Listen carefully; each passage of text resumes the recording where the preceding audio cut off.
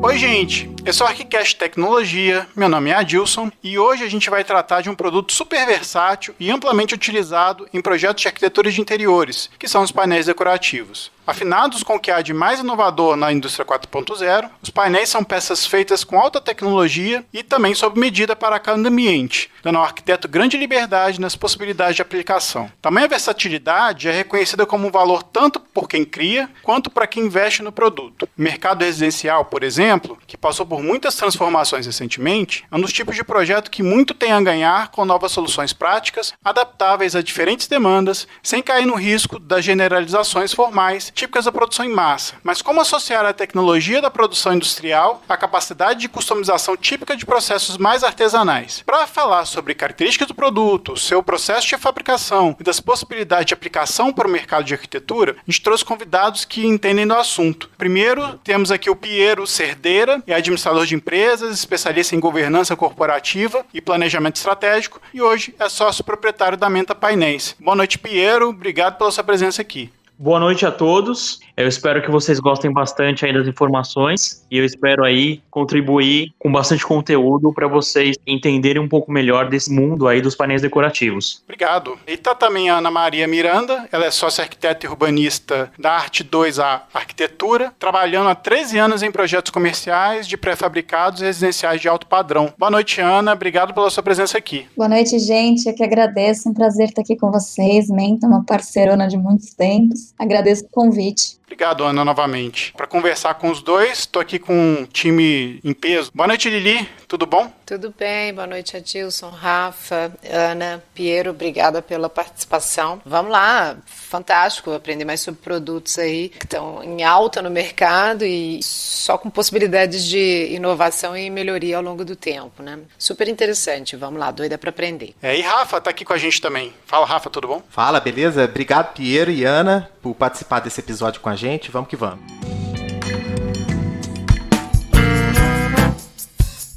Primeiro, eu acho que é legal esclarecer para o público que está ouvindo a gente, né? O que são painéis decorativos, quais as características do produto, para que ele serve, enfim, e quais os benefícios de utilizar esse produto. Eu acho que o Piero podia começar. Painéis decorativos, na Menta, a gente trabalha aí com, basicamente, são 5 linhas de produtos, tá? Mas são 2 vertentes aí de materiais. A gente trabalha tanto com a madeira de demolição, que a gente trabalha com a peroba rosa, em que a gente aplica essa madeira basicamente como revestimento, e dentro dessa madeira a gente faz um trabalho de usinagem e a gente consegue colocar qualquer desenho, então a gente consegue customizar bastante em cima dos desenhos, e a gente também tem toda uma gama de desenhos de linha, que a gente tem explorando todos os estilos mais orgânicos, estilos mais geométricos. E uma outra vertente de produto que a gente trabalha é o MDF com acabamento em PET, com filme termoplástico PET. O que é isso, né? São painéis que a gente utiliza como divisórias de ambientes, os biombos, ou painéis sólidos também, que a gente usa como, por exemplo, uma cabeceira de cama, um home theater, ou também como revestimento que a gente aplica aí nos ambientes. E os painéis, o que é interessante saber sobre os painéis? Além da parte estética, os produtos da Menta, eles são altamente customizáveis. Então são produtos de soluções. Então se você quiser dividir um ambiente com um biombo, é possível. Se você quiser aplicar como uma cabeceira de cama, é possível. Então a gente tem bastante funcionalidade para solucionar as demandas de arquitetura dos ambientes. Piero, voltando ao processo de fabricação, você citou aí, né, os painéis MDF revestidos com PET, né? Como é que é o processo de fabricação e corte dessas peças? Eu vou explicar aqui bem desde o começo. Desde a concepção do projeto, a gente trabalha projeto a projeto através de um software, de um Illustrator, que a gente trabalha o desenho aí vetorizado, né? Aí a gente pega esse desenho vetorizado, a gente joga para outro software que vai processar esse desenho e vai transformar isso num código que a CNC, que é a máquina que usina a peça, que vai desenhar a peça com uma fresa, ela vai seguir esse programa que foi previamente concebido num Illustrator, num CorelDRAW, enfim. Aí, em sequência, a gente tem também uma parte bem artesanal do processo de fabricação, que a gente chama aí, por exemplo, de primeiro acabamento, que a gente lixa as peças, a gente faz esse processo manualmente,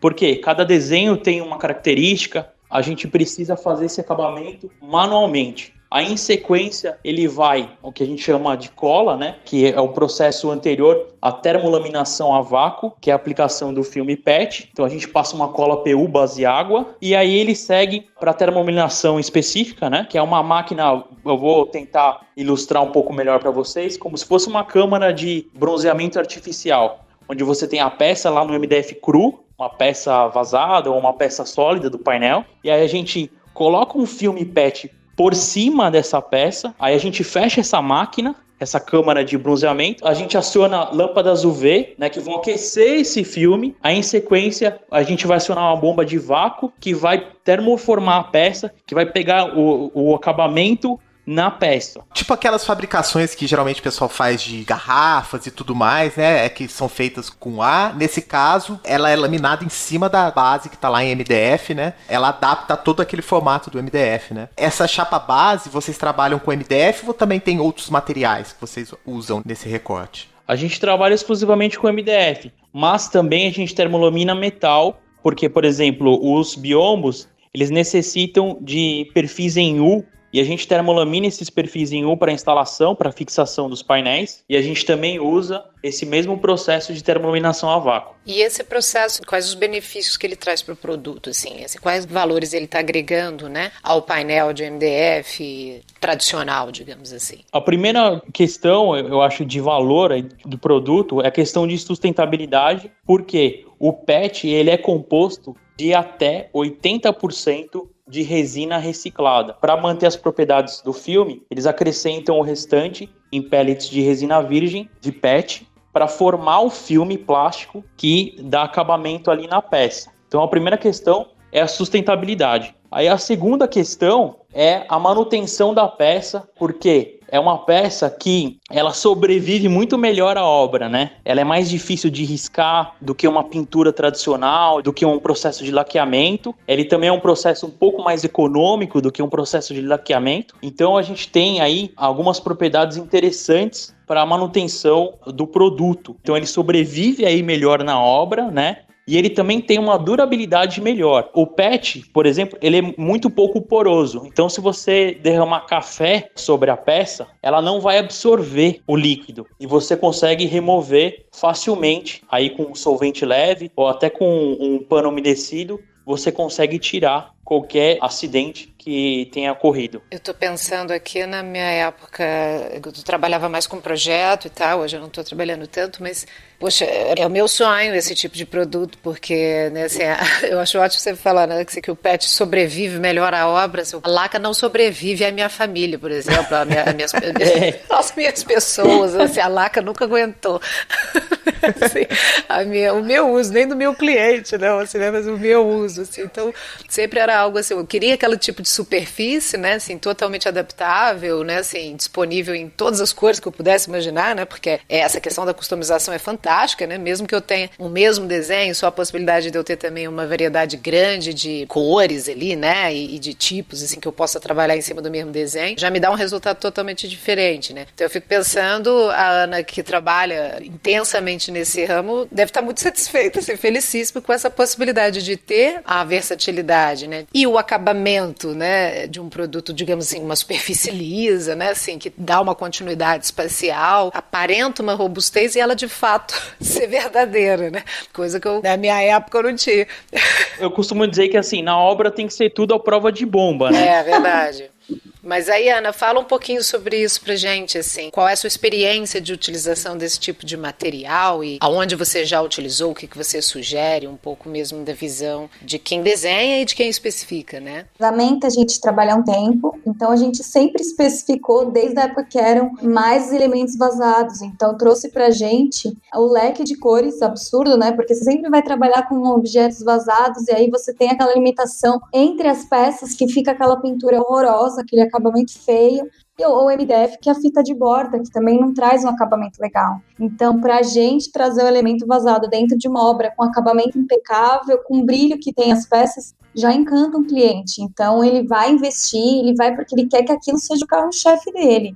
Então, para a gente traz segurança na especificação do produto e na entrega, porque a gente sabe que aquilo que a gente está vendo é o que vai entregar e a gente não tem nenhuma surpresa. É um processo fácil de instalação, como a gente sabe, é um processo que vai ter acompanhamento do começo ao fim, porque a gente, como profissional da área, a gente foge de dor de cabeça. Então, a gente quer um negócio que não vai ter dor de cabeça e vou entregar aquilo que eu estou mostrando para o meu cliente mesmo.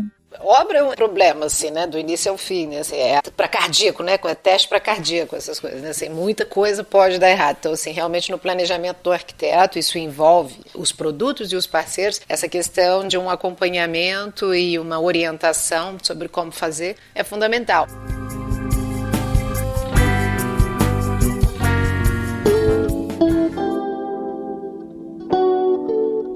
Queria voltar ainda para a questão da fabricação. Então o Piero falou, né, que vocês pegam qualquer arquivo vetorizado, né, para fazer os desenhos. Vocês já têm uma gama de desenhos já prontos, né, alguns até assinados, né, por arquitetos parceiros. Mas o que eu achei interessante é que vocês fazem esse trabalho de vetorização também. Então às vezes aquele profissional que está começando também no mercado, ainda não domina esse processo de vetorização, se o cara te mandar um JPEG, por exemplo, vocês dão conta, vetorizam e ajustam para entrar direitinho na marca, com a milimetragem correta. Como é que é feito esse processo aí do envio dos arquivos e tal? Todo o projeto nosso, de certa forma, ele é customizado. Mesmo os desenhos que a gente tem em linha, a gente customiza em relação ao dimensional. Então, a escala do desenho, ela é sempre projeto a projeto que ela é feita. Então, a gente dimensiona sempre a questão de modulação, escala de desenho, é sempre projeto a projeto. Não tem como comprar alguma coisa pronta de fora e fazer a mesma coisa, porque não está pensando no projeto. O ponto de partida é o projeto do arquiteto. Então a gente trabalha a partir daí. A gente também tem essa possibilidade de trabalhar em cima da criação do profissional ou do cliente, ou de uma inspiração, de uma paixão, enfim, que o cliente tenha, e a gente desenvolver esse tema junto ao cliente. E aí o que a gente faria nesse caso de uma customização de desenho? A gente tem duas formas. Ou o cliente já manda os arquivos, a gente trabalha fidedigno, né? A gente vai trabalhar aí em cima dos arquivos do profissional e do cliente. A gente só vai colocar as limitações das nossas máquinas, né? Que às vezes a gente tem um pouco de limitação em relação ao raio de fresa, em relação a uma parte de termolaminação que fica muito pequena. Enfim, a gente vai trabalhar com essas limitações, voltar para o profissional, falar assim, olha, o projeto que você me mandou como desenho técnico, vai ficar assim, vai ficar exatamente assim, ok, a gente prossegue. Ah, não tá ok, a gente muda aqui, muda ali, a gente ajusta. É uma outra forma de a gente trabalhar aí a questão da customização. Na verdade, assim, as limitações, na minha opinião, da Menta são poucas, porque a gente vem com umas coisas muito doidas que eles dão conta de resolver, entendeu? Então a gente vem com um projeto, um espaço pequeno, que às vezes precisa ser um elemento vazado, ou um espaço muito grande, alto às vezes. Então todo esse acompanhamento não descaracteriza nosso projeto, os ajustes que precisam ser feitos. Então essa flexibilidade é muito boa, porque a gente trabalha com uma parceria, vai ter um detalhamento técnico que vai nos trazer conforto, né? Porque a gente sabe que quando o próprio fornecedor faz o detalhamento, isso gera segurança para a gente do que está sendo detalhado, e o acompanhamento, então, na execução, toda a forma de montagem, porque eles têm todos os profissionais que indicam, mas eu principalmente trabalho com o meu marceneiro, e ele, todas as obras que aplicaram, ele teve total condições de executar. Então, não é nada complicado, nem do começo, nem da concepção do projeto, nem da execução do projeto executivo com eles, e a montagem em si. Então, todo esse processo traz um resultado tranquilo no final. A gente tem tamanhos, qual que é o limite, né, desse tipo de painel, assim, e há contraindicações de algumas áreas especificamente, assim, que a gente possa chamar atenção, do ponto de vista do material ou do dimensionamento, assim, porque acredito que exista algo em função das próprias máquinas, né, do maquinário mesmo, ou painéis que a gente possa pensar em montagens, assim, também, né, não sei. O nosso limitante, Aline, a gente trabalha com um módulo máximo de 1,10 por 2,70, pode ser tanto na vertical como na horizontal, mas a gente consegue aí basicamente suprir aí qualquer dimensional através desse processo de modulação. São módulos grandes, né, que 1,10 por 2,70 é um módulo grande, eventualmente pode gerar algum problema num edifício mais antigo de transporte até o andar, às vezes a gente vai ter que içar a peça, enfim, mas tudo isso é calculado e é pensado junto com o profissional. Então a gente já dimensiona as peças conforme o local do projeto e conforme as limitações que tem, às vezes, o edifício, enfim. A gente questiona isso muito bem. Eu acho que o segredo para conseguir fazer rodar essa fórmula é uma coisa só: organização. Então, a Menta, desde o começo, o segredo não é tecnologia, o segredo é organização. Porque desde o começo, a empresa tem essa proposta. A gente já nasceu com essa proposta, isso está no nosso DNA, no DNA da empresa. Então, a gente trouxe essa proposta de customizar e se organizou. Lógico que a gente apanhou muito no começo, a gente ainda apanha, a gente ainda está aprendendo, está evoluindo com o tempo, né? Mas hoje a gente tem já uma maturidade para conseguir aplicar essa fórmula que parece complicada, mas que para nós não é. É como você colocar um alpinista, você observar um alpinista. Se a gente for tentar fazer, é muito perigoso, muito difícil, mas para ele é seguro, ele sabe o que ele está fazendo. A gente criou esse expertise, esse know-how com o tempo. Ana, a gente estava começando a falar, né, sobre as possibilidades de aplicação. Quais ambientes que você já usou, assim, fala um pouquinho sobre, de fato, a amplitude de aplicação do material. A gente está falando muito sobre biombos, né, painéis divisórios, assim, né, no sentido de uma superfície, né, que delimita um espaço, dando personalidade. Eu fico pensando também, há aplicações do painel de uma maneira mais horizontal em algum momento, assim, ou normalmente são nesse sentido mais vertical, né, e para criar uma superfície mais visível, assim. Como é que você normalmente usa e fala um pouquinho da sua experiência, por favor? Eu normalmente uso na vertical mesmo. Eu acho que traz a leveza que o ambiente precisa. Então, eu já usei numa barbearia aqui no Tatuapé, na Zona Leste, que a gente fez, para dividir os ambientes de uma recepção, sem barrar visualmente os dois ambientes. Então, foi um elemento vazado que a gente usou. Já usei também como porta. Então, na verdade, a gente precisava fazer uma porta e eu queria ela translúcida. Então, a gente colocou a fita de LED na própria porta para não parecer a porta. Também a gente até usou o painel de demolição, que a gente fez um bar. E esse bar a gente queria customizar com os nomes, né? Com as marcas das cervejas. Então, isso a gente possibilitou uma criação, assim como o MDF, né, a gente tem a limitação da dimensão que traz a emenda, a gente trabalha que são dimensões próximas, né, tanto com a menta quanto qualquer outro material, as dimensões de limitação são próximas. Então, a gente aprende a trabalhar e a gente já sabe na concepção do projeto aonde que vai aquele espaço, porque eu, particularmente, na verdade, escolho o painel da menta para ser um ambiente de destaque, porque é um lugar que eu quero trazer visibilidade, mas eu quero trazer leveza também. Então, normalmente eu uso mais vertical. É interessante a gente entender que os painéis decorativos, eles não funcionam simplesmente também isolados, né? Eles podem fazer parte de um sistema pensado e desenhado quase como um projeto de marcenaria, mas que vai receber essa aplicação do recorte, da aplicação do filme, né? Sim, no meu projeto a gente fez o tratamento de luz. Então, a gente fez uma chapa de acrílico atrás, do biombo, no caso, e aí a gente colocou toda a fita de LED e fez uma porta de correr nele. Então, foi um elemento, assim, totalmente surpresa quando você abre. Você vê ali uma coisa toda trabalhada que você não imagina que vai dar acesso a outro ambiente. Isso que o Piero falou é muito interessante sobre a tecnologia, né? A questão é a organização e não necessariamente a tecnologia. Sobretudo para um produto que ele tem que ir quase que pronto, né, para aplicação. Então, se você não tiver um processo de fato organizado, limpo, você não entrega bem, né? Esses dias a gente estava conversando, não lembro qual cast foi, né, sobre eletricista, né? Só de você olhar dois eletricistas, você já sabe quem que trabalha melhor. Tem aquele eletricista que já tem todo o cinto dele de suprimentos, né? Que o cara não precisa ficar subindo e descendo escada, não. Ele já vai com o cinto pronto para fazer várias coisas, né? É o cinto do Batman. Cinto do Batman. Essa imagem do processo organizado traz uma segurança pro resultado, tanto do serviço ou quanto do material. E é interessante você estar falando isso, porque de fato isso é fundamental para quem está de fato entregando um projeto, uma vontade de um cliente, às vezes até algo ousado, novo, que nunca foi feito por uma empresa que tem essa preocupação, né?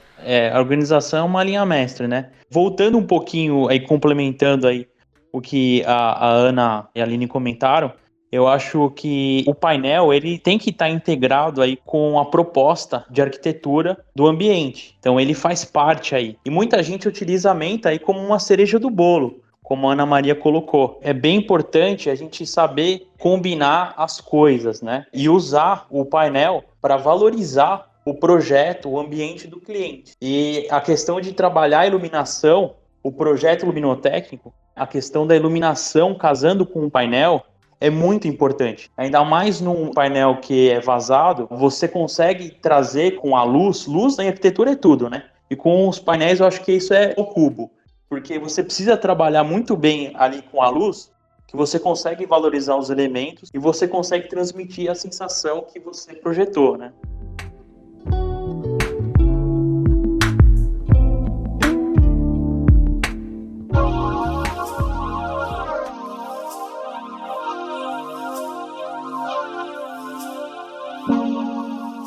A gente falou aqui no início do episódio, né, sobre a indústria 4.0, né? Ela tem a ver com a produção industrial, mas ao mesmo tempo com questões de customização. Eu acho que a gente podia falar um pouco a respeito de como é que se dá a customização desses painéis. Eu fico imaginando aqui que no processo industrial de vocês tem alguma etapa aí que envolve os arquitetos para poder fazer produtos específicos para os seus clientes, né? Como é que é feita a fabricação disso? Então, a gente tem esse trabalho do projeto, né, da concepção, que a gente vai trabalhando, vai alinhando com o profissional, né? Então, é pegar aquilo que a gente tem em projeto e a gente fazer o nosso projeto, né, com as limitações das nossas máquinas, com as limitações de produto, e ver se isso está de acordo com o que o profissional aí idealizou, né, com o que o cliente deseja, né? Aí a gente confirmando essa etapa, a gente tem toda uma organização dentro da fábrica.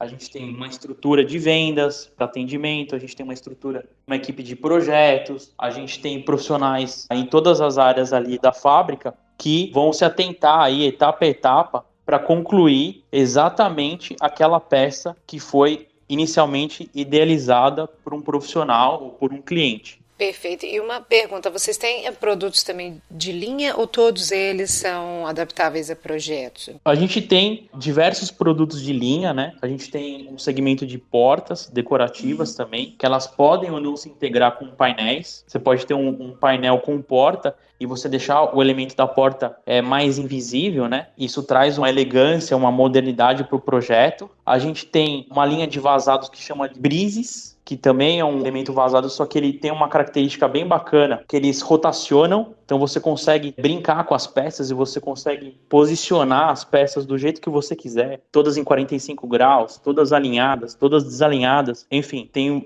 diversas possibilidades para o cliente brincar ali no dia a dia com os ambientes. A gente tem a linha que a gente comentou bastante aqui dos biombos, a gente falou bem aí, a gente tem a linha de demolição, né, que são com os painéis de peroba rosa, que também a gente faz o trabalho de usinagem, de personalização. Então, por exemplo, se o cliente tiver paixão por motociclismo, a gente pode colocar todos os logos de motos que o cliente gosta, enfim. E aí a gente pode trabalhar em qualquer tema em cima da madeira. E a gente também tem os painéis sólidos, PET, também aí tem uma série de desenhos de linha, que a gente mostra esses desenhos, que a gente chama internamente na fábrica de tecidos, né? E a gente recorta esses tecidos e molda ele conforme o dimensional do projeto do cliente. Então tudo é customizado, mas existem desenhos de linha e existem desenhos que são criações personalizadas dos clientes. Ana, teria algum exemplo assim de uma demanda sua de projeto seguindo essa lógica? Já trabalhou com diferentes materiais? Como é que é? Dentro que esse universo dos painéis decorativos oferece, com quais você já trabalhou? Assim, pode relatar um pouco a experiência também. Eu já trabalhei com o de demolição, que foi para customização mesmo. A gente escolheu um tema e customizou.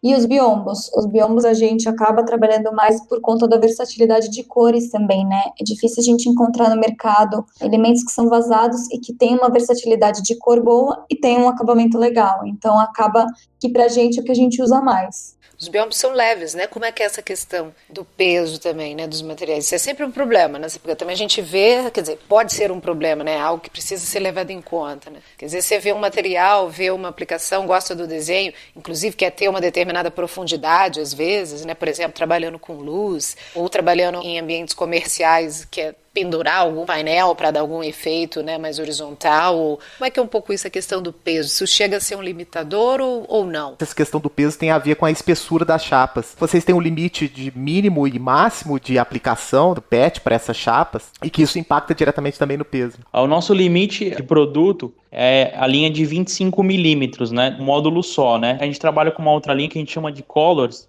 que a gente tem dois planos. A gente tem, por exemplo, dois biombos colados, vamos dizer assim. Então aí é possível até combinar cores distintas e ele fica um pouco mais espesso, né? Ele fica com 32 milímetros. E a gente também tem a linha de biombos e portas com acrílico, que é a possibilidade de inserir um acrílico no meio, como se fosse um sanduíche, né, de biombos, e você tem ali o acrílico no meio. Então, a gente tem aí diversas espessuras, né? Só que, em geral, o material ele é muito leve. Então, ele não traz nenhum empecilho para você trabalhar horizontalmente no teto, né? Então, a gente tem diversos projetos que exploram também essa temática, né? Que eu acho que é muito difícil você ter materiais para você moldar um desenho, customizar um desenho para um teto, né? Hoje, a gente trabalha muito com forro de gesso, a gente tenta trazer formas para o forro através do gesso. Mas os painéis são uma possibilidade interessante para você modernizar essa questão aí do teto, né? Então, para mim, eu até já comentei com o Pira que eu acho super curioso o fato de ser um material leve e, ao mesmo tempo, não ser um material que se contorce, né? Porque eu tenho ele dividindo dois ambientes. Então, não é um material que torceu com o tempo, é um material que realmente ele se comporta. A gente tem a obra aí há 2 anos que ele está se comportando bem. Um dos primeiros painéis foi o painel da minha mãe, né? Mãe é sempre cobaia, né? Nessas horas. Ele tá lá bonitinho há 10 anos. Então, assim, por que o material tem essa estabilidade, né? Mesmo sendo vazado, mesmo sendo MDF? É a questão do filme PET. Ele traz aí uma rigidez aí para o material, ele tem uma tenacidade interessante, então ele não quebra com facilidade, você não consegue quebrar ele, mesmo aplicando uma força bem grande ali no material. Então a combinação do MDF com o filme termoplástico PET, ele traz essa rigidez.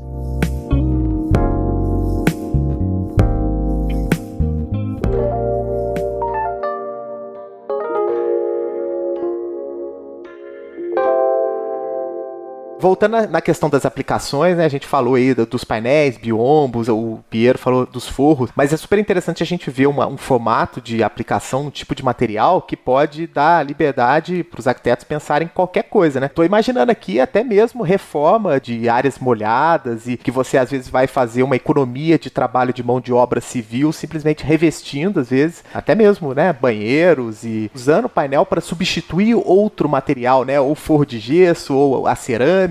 A gente tem algumas limitações, né, que a gente trabalha, que é em relação ao ambiente externo, né, para os painéis que são termolaminados, que recebem o acabamento em PET, eles não podem ir para a área externa. Então, a nossa regra de limite, ele é 1,5 metro de recuo em relação a uma área semiaberta, por exemplo, uma varanda. Tá? Porque ele pode pegar uma certa luminosidade, ele pode ficar com uma exposição leve ao UV, né? Ele não pode ficar 100% exposto ali em área externa. Então, esse é um dos limitantes. O outro limitante é em relação à área molhada, mas há espaços para se trabalhar em áreas molhadas. O limite que a gente tem de regra é se uma área tem vapor d'água ou não. Por quê? Apesar do PET ser impermeável, na questão de acabamento, de instalação, o instalador ele pode conferir ali uma interferência no material. Pode ter um interruptor, pode ter algum recorte de um rodapé, ou um recorte de viga, sei lá, pode ter alguma interferência e ele executar um recorte na peça. Se ele executar um recorte na peça, você vai ter o MDF exposto. E você ter o MDF exposto num ambiente que tenha vapor d'água, isso vai ser nocivo com o tempo. Então, esse é um outro limitador, que é a gente não recomenda aplicar em área com vapor d'água. A gente tem a possibilidade de trabalhar com MDF Ultra, que ele é hidrorrepelente. Mas o nome diz, é hidrorrepelente, ele não é a prova d'água. Ele tem uma resistência maior em relação à umidade, mas ele não é suscetível à imersão, por exemplo. Essa sua explicação, por exemplo, abre também frente para pensar às vezes em áreas, né, ainda o profissional quiser especificar nessas áreas que tem o vapor com uma certa distância, áreas que tem uma ventilação, ter cuidado para não ter o corte, né? Mas a gente fica pensando, a maioria dos gabinetes de MDF feitos aí para banheiro são feitos de MDF, sem nenhum tratamento, e as pessoas acabam acostumando com as coisas que estão expostas, né? E é legal que essa sua descrição mostra de fato aquilo que você falou no início, né? Essa preocupação desse rigor técnico, de deixar claro, né, para quem está especificando os limites, né, do produto. Sim, é muito importante para a gente não quebrar a expectativa do cliente, né? A gente aplicou recentemente, a gente fez um projeto que era uma sala de banho. Tinha uma circulação de ar melhor, tem o espaço do chuveiro, né? Tem o espaço do banho, mas é um espaço mais amplo, e a gente fez ali as divisórias e a porta e painel da parte ali dos lavatórios, das bacias, tá? Vai ser uma sala de banho que vai ser frequentada pelo casal, e aí vai ter um espaço privativo para uma bacia e para outra, né? Então a gente fechou isso em relação à área do chuveiro, né? Então a gente conseguiu trabalhar mesmo numa área molhada com o nosso material, porque também tinha essa questão de circulação de ar um pouco maior, né? E um pouco de espaço não vai interferir no material com o tempo.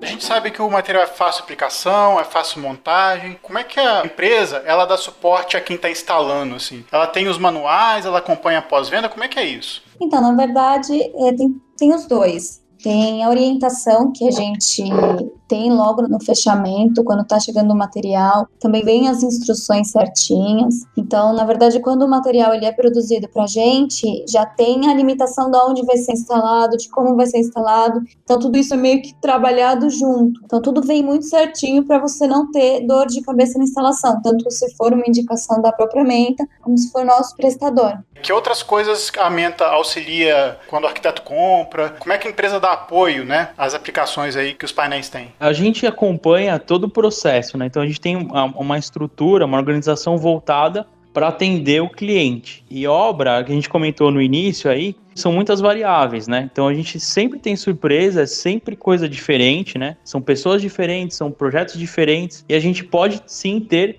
eventualidades, né? Para isso a gente tem também uma área de pós-venda, que a gente tenta sempre atuar, a gente consegue esse objetivo, eu consigo te afirmar isso, com um pós-venda proativo. Não é algo que você vai contactar a Menta, vai contactar a empresa e não vai ter uma resposta, pronta resposta, e a gente vai acompanhar o caso, e a gente sabe até que quando soluciona o caso, a gente ainda persegue aí, vamos dizer assim, o cliente, para a gente dar baixa nesse pós-venda e ter a certeza de que a solução foi entregue, né? Então a gente atua aí de uma forma proativa para a gente resolver qualquer eventualidade. Além de toda a estrutura de apoio que a gente tem, desde a época de venda, do orçamento, até a execução com projetos, né, que a gente tem uma área de projetos para auxiliar aí em algum detalhe técnico, tirar alguma dúvida, alguma coisinha que fica, que a gente olha aí nos projetos. E também, durante a execução da obra com os instaladores, a gente faz um atendimento ao instalador, seja ele treinado pela Menta ou não.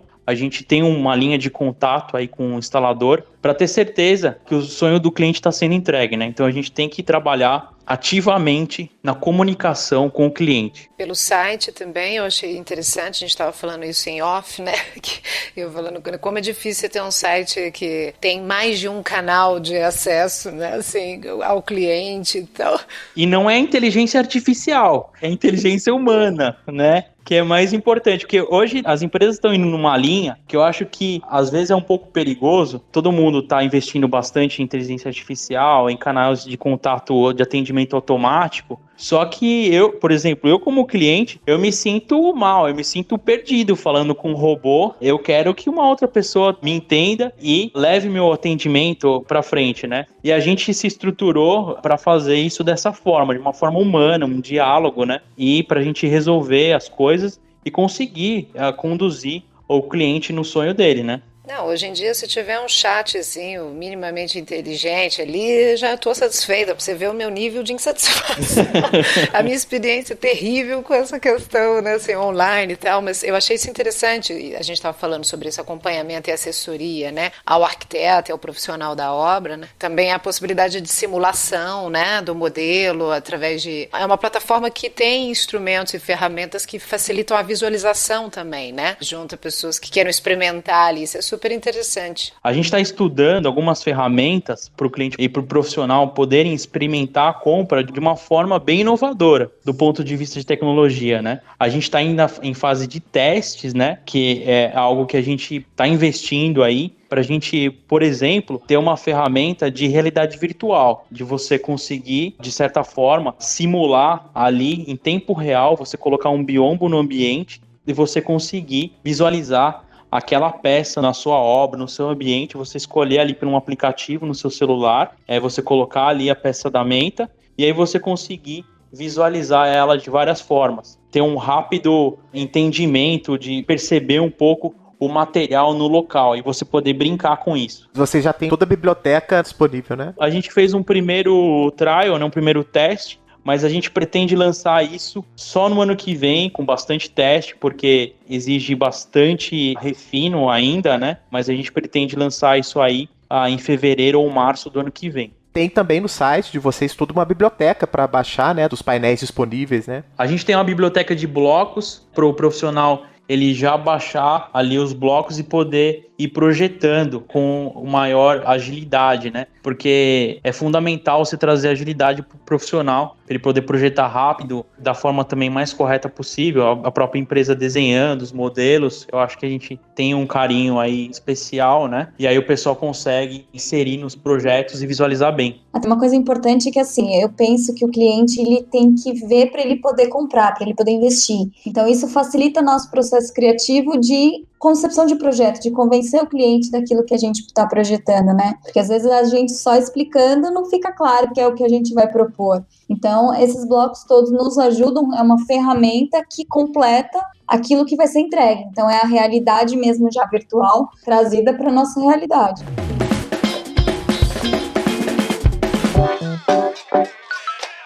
Então, Pietro, fala para quem quer entrar em contato com a Menta e saber dos produtos, né, para acessar o site. Eu acho que seria legal passar as redes e o site da Menta. Sim, com certeza. A gente está no Instagram, _Menta. O nosso site é www.menta.com.br. Lá a gente tem todos os canais de comunicação, via WhatsApp, via telefone. Então é só procurar no Google aí por Menta com THA, que vocês com certeza vão achar a gente com facilidade. E Ana também tem o seu escritório, né, com suas redes sociais. Passa aí para o pessoal conhecer. Sim, nós somos o escritório Arte 2 Arquitetura, no Insta e no Face também, Arte 2A. Segue a gente lá, acompanha nosso trabalho, vai ser um prazer ter todos lá com a gente. Agradecer aí os convidados por bater esse papo técnico e bastante interessante para a nossa audiência para conhecer mais sobre os painéis. Agradecer ao Piero. Piero, muito obrigado pela sua presença aqui, obrigado pelo seu bate-papo aqui, esclarecer as nossas dúvidas aqui. Obrigado a todos, obrigado ali a Dilson, a Aline e Rafael, e muito obrigado aí a parceira Ana Maria por estar aí com a gente